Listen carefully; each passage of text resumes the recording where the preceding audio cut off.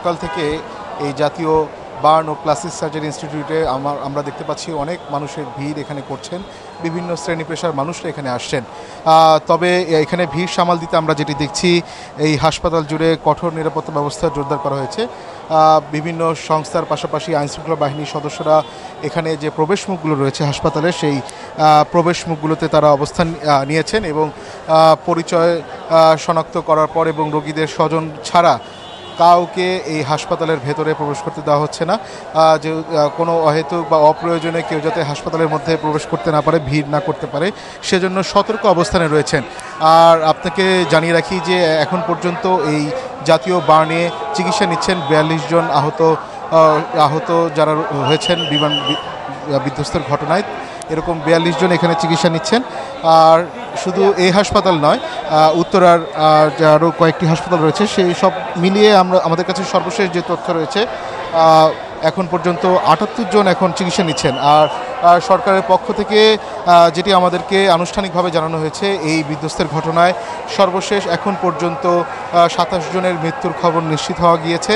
এর মধ্যে 25 জনই শিশু, যাদের বয়স 12-র মধ্যে রয়েছে, এরকম তথ্য আমরা পেয়েছি। তবে এখন পর্যন্ত 6 জনের যে মরদেহ এখন পর্যন্ত এই মেডিকেলের মর্গে রয়েছে, সেই 6 জনের বিষয়ে এখন পর্যন্ত তাদের পরিচয় শনাক্ত করা সম্ভব হয়নি। তবে যারা স্বজন যারা রয়েছেন তারা এরই মধ্যে হাসপাতালে ভিড় করছেন এবং তারা চেষ্টা করছেন তাদের যারা নিখোঁজ রয়েছেন, যাদের পরিবারের সদস্য, তাদেরকে খোঁজার চেষ্টা করছেন। তবে আগুনে এতটা পুড়ে গিয়েছে শরীরের অংশ, সেক্ষেত্রে সেই মরদেহগুলো চেনার কোনো উপায় নেই। সেজন্য আমরা যতটুকু জানতে পেরেছি যে সেই মরদেহগুলো থেকে ডিএনএ সংগ্রহ করা হবে এবং যে স্বজন যারা দাবি করছেন তাদের পরিবারের সদস্যরা এখনও নিখোঁজ রয়েছেন, তাদের ডিএনএ পরীক্ষা করার পরেই এই মরদেহগুলো শনাক্ত করা সম্ভব হবে। তবে এটি সময় সাপেক্ষ বিষয়, কেননা খুব দ্রুতগতিতে এই ডিএনএ পরীক্ষার সক্ষমতা এখনও বাংলাদেশে নেই। সেক্ষেত্রে হয়তো আরও কয়েকদিন হয়তো অপেক্ষা করতে হবে এই স্বজনদের মরদেহ শনাক্ত করার বিষয়ে। তবে এখন পর্যন্ত আমরা এই হাসপাতালে দেখেছি সরকারের 2 জন উপদেষ্টা এই হাসপাতালে এসেছেন। এর মধ্যে অবসরপ্রাপ্ত ব্রিগেডিয়ার সাখাওয়াত হোসেন এসেছিলেন, তিনি গণমাধ্যমের সাথে কথা বলেছেন।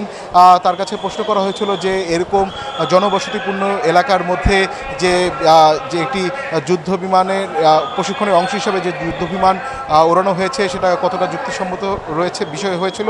সে বিষয়ে তিনি একটি বিষয় পরিষ্কার করেছেন যে এরকম জনবসতিপূর্ণ এলাকায় এরকম যুদ্ধ বিমান পরিচালনা করা নিয়ে তিনি নিজেও প্রশ্ন তুলেছেন এবং এটি বিষয়ে ব্যবস্থা নেওয়ারও তাগিদ দিয়েছেন তিনি। এবং তিনি আরেকটি বিষয় এখানে জানিয়েছেন যে এখানে যারা চিকিৎসা সেবা এখন নিচ্ছেন তাদের জন্য যা যা করার প্রয়োজন তা করবে সরকার, এমনটা তিনি আমাদেরকে জানিয়েছেন।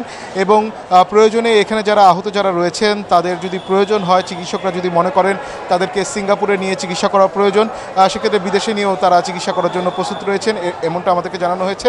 এবং যারা এখানে যারা স্বজন যারা রয়েছেন আহত, তারা বেশিরভাগই আমরা দেখেছি যে হাসপাতালের ভেতরে তারা অবস্থান করছেন।